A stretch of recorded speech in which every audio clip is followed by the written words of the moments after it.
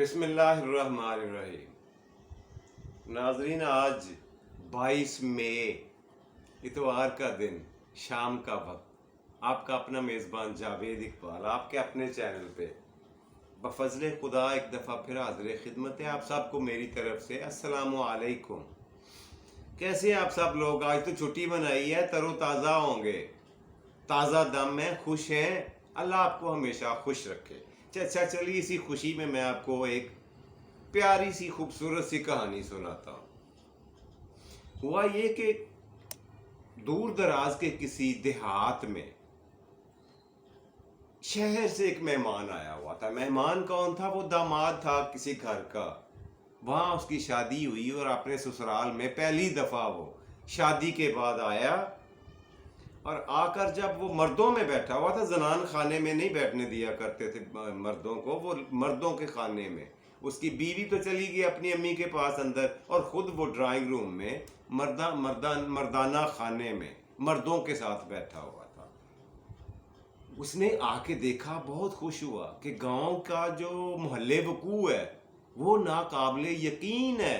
اتنی خوبصورتی، قدرتی زیبائش، اتنی گرینری، اتنا سبزہ، اتنے خوبصورت علاقے، کھالے، نہریں اور کھیت کھلیان تھے کہ وہاں کھو کر رہ گیا بندہ، اور اتنی تر و تازہ ہوا اور خوشبودار جھلے آ رہے تھے، بلے آ رہے تھے ہواؤں کے۔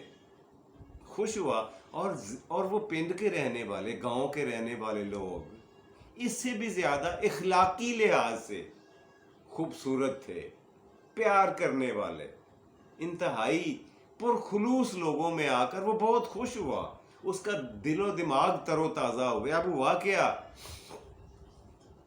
شام کا کھانا آ کے سج گیا، دسترخوان لگ گیا، اس کے سامنے اس کے اکیلے کے لیے کھانا رکھا گیا، طرح طرح کے انواع و اقسام کی ڈشز جو اس نے پہلی دفعہ دیکھی تھی، اسے خوشبو آ رہی تھی اس کھانے کی، مسالوں کی، اور تازہ سبزیوں کی، تازہ گوشت کی، اور اصلی اور خالص مسالہ جات کی خوشبو نے اسے مسحور کر دیا، جادو سا کر دیا اس کا۔ خیر، کھانے کی ڈشز کو دیکھتے دیکھتے اس کی نظر پڑی تو ایک سائیڈ پہ تقریباً 6 فٹ کی لاٹھی پڑی ہوئی تھی، ڈنڈا پڑا ہوا تھا کھانے کی ٹیبل پہ۔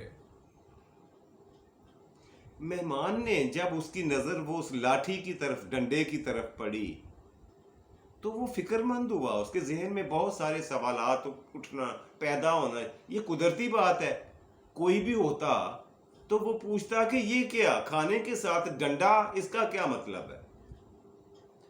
اس نے گھر والوں کو بلایا اور پوچھا یہ کہ یہ کھانے کی میز کے اوپر دسترخوان کے ساتھ، ڈشز کے ساتھ اتنا خوفناک اور اتنا بڑا ڈنڈا رکھنے کا مطلب کیا ہے؟ مجھے یہ سمجھا دیں۔ گھر والوں نے کہا صاحب اس کے مطلب کا نہیں ہمیں پتا، آپ بسم اللہ پڑھ کے کھانا کھائیں بے خوف ہو کے۔ اب ایسی صورتحال میں کھانا گلے سے اتر سکتا ہے؟ آپ بتائیں، جب یہ اتنی ڈانگ، اتنا ڈنڈا، زبردست قسم کی لاٹھی پڑی ہوئی ہو، اور اس کے استعمال کا پتہ نہ ہو کہ پتہ نہیں کھانا کھانے کے بعد ہو سکتا ہے مجھے پھر یہ کھانا پڑنا ہے، میری پیٹھ پر، میری کمر پر یہ مارے جائیں گے کوڑے، یہ لاٹھی سے میری خاطر تواضع کی جائے گی، کھانا کیسے گلے سے اترے؟ اس نے کہا جی میں نہیں کھا سکتا، یا تو اسے ہٹائیں یہاں سے، یا پھر مجھے اس کا استعمال بتائیں، اس کا مقصد بتا دے ٹیبل پہ دسترخوان میں رکھنے کا۔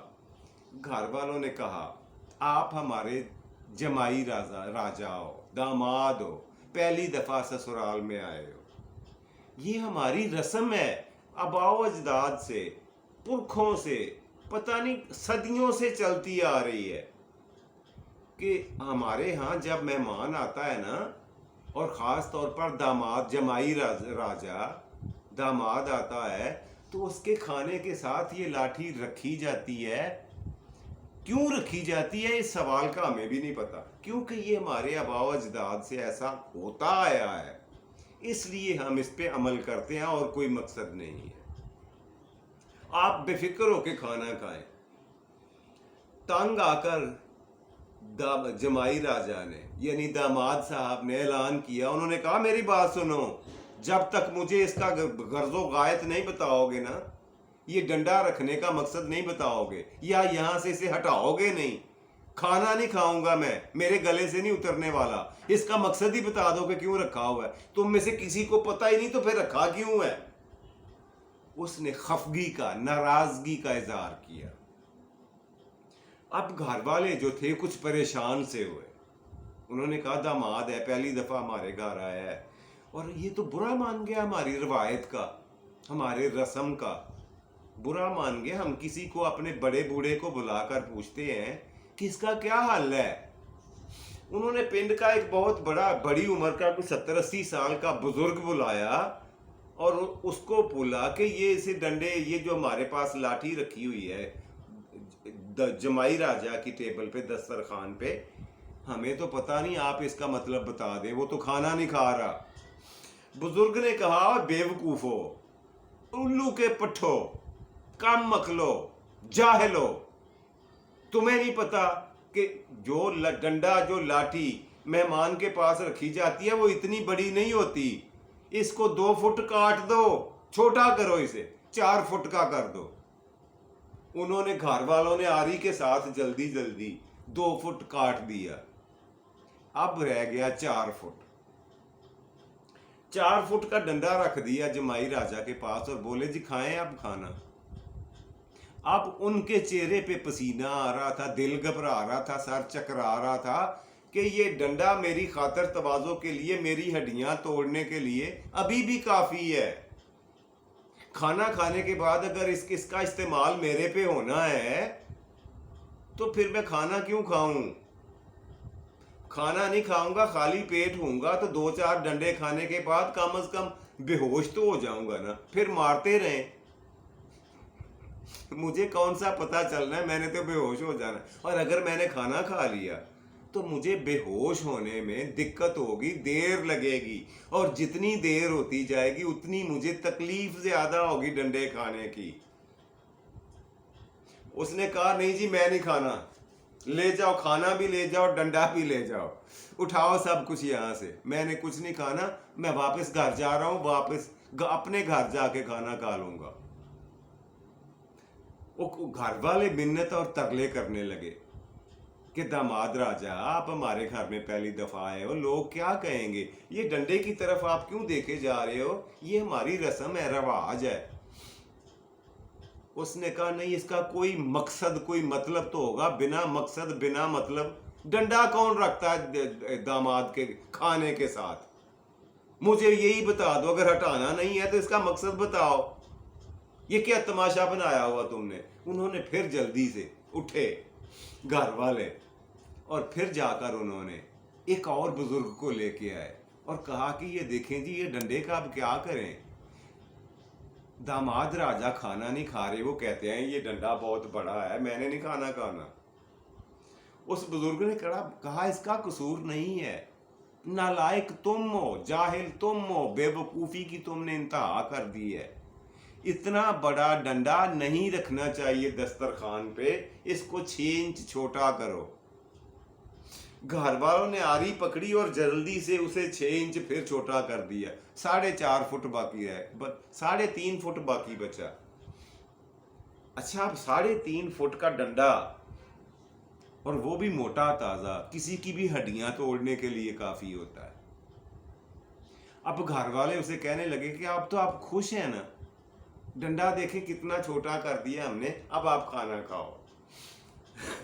داماد نے چیخنا شروع کر دیا. اس نے تل ملا کر غصے سے, جھنجھلاہٹ میں, ڈانٹتے ہوئے انہوں نے, داماد نے کہا, اس نے کہا میرا جوتا کھانا کھاتا ہے. مجھے پورا پنڈ مل کر یہ بتا ہی نہیں سکا کہ اس ڈنڈے کے رکھنے کا مقصد کیا ہے. بزرگ بھی نہیں بتا سکے, نوجوان نہیں بتا سکے, اور گھر والوں کو بھی پتا نہیں ہے. تو پھر یہ یہاں کیوں رکھا ہے کھانے کے ساتھ؟ میرے ذہن سے یہ بات نکل نہیں رہی, یہ اٹک کر رہ گئی ہے, کھانا میرے گلے سے نہیں اترے گا.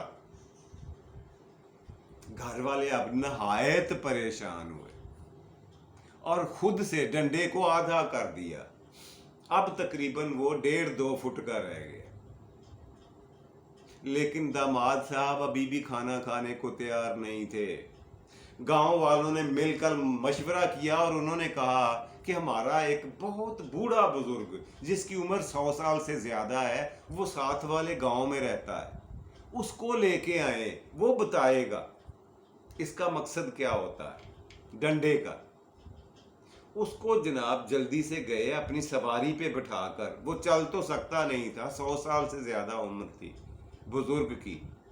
उसको उन्होंने सवारी पे बिठाकर लेकर के अपने घर आए गांव में, और उसको सारा माजरा, सारा किस्सा सुनाया उस बाबे को, बुजुर्ग को। उसकी सुनाई भी उसे ऊंचा देता था। उसके कान के पास मुंह लगाकर जोर जोर से बोलकर उन्होंने सारी बात सुनाई। मुश्किल से उनकी समझ में आई। वो बाबा जी की समझ में बुजुर्ग जो 100 साल से ऊपर का था, उसने कहा, ओए अहमको, ओए बेवकूफों के बच्चों, ओ जाहिलो नालायको, हमारे बुजुर्गों ने, बड़े बूढ़ों ने दामाद राजा के पास प्याली में एक दिया सलाई नहीं होती माचिस की, उसके साइज की एक तीली रखा करते थे।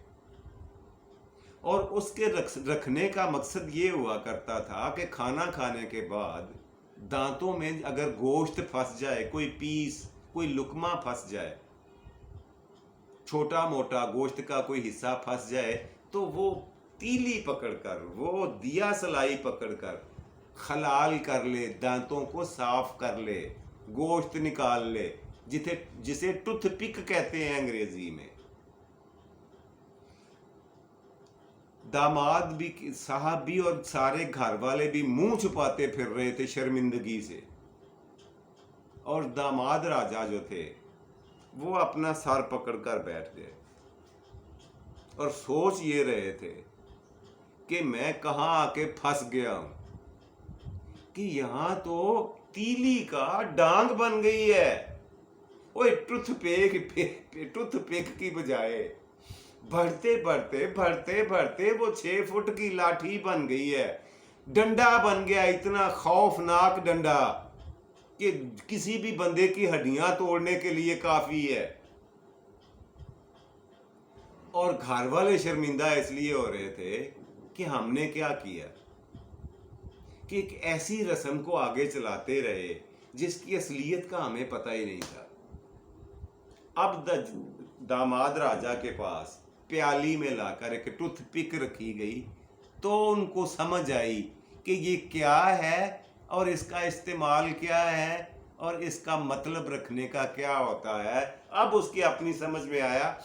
अब उसे ज़रूरत नहीं थी घर वालों से पूछने की भी, और उसने चारों नाचार ना चाहते हुए भी, बादल न खास्ता कुछ ना कुछ, पेट की आग बुझाने के लिए उसने खाना खाया और अपनी बीवी को लेकर अपने घर को चल दिया।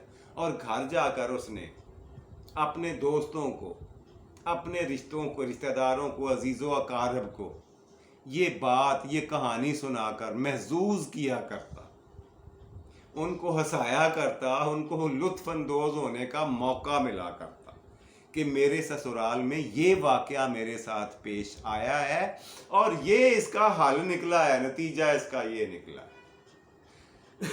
तो साहब लोगों, आप सबको ये कहानी सुनाने का एक ही मकसद था मेरा कि ये जो नई चीज, नया रवाज, नई फैशन, जिसे अरबी जुबान में बिद्दत कहते हैं, दीनी लिहाज से बिद्दत का नाम दिया जाता है। अरबी में अल्फाज एक लफ्ज है बिद्दत, किसी नई चीज का, किसी नए रवाज का आगाज कर देना जिसके मतलब का, मकसद का पता ना हो, और फिर वो टूथपिक से शुरू होकर नस्ल दर नस्ल चलते हुए वो 6 फुट की लाठी बन जाया करती है।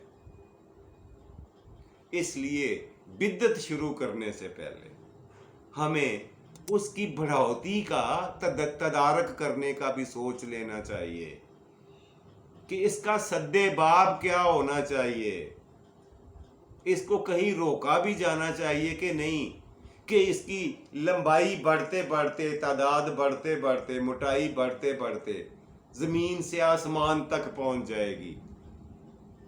وہ بدعت، وہ رسم، وہ رواج، چاہے وہ دینی ہو، مذہبی ہو، اخلاقی ہو یا دنیاوی ہو،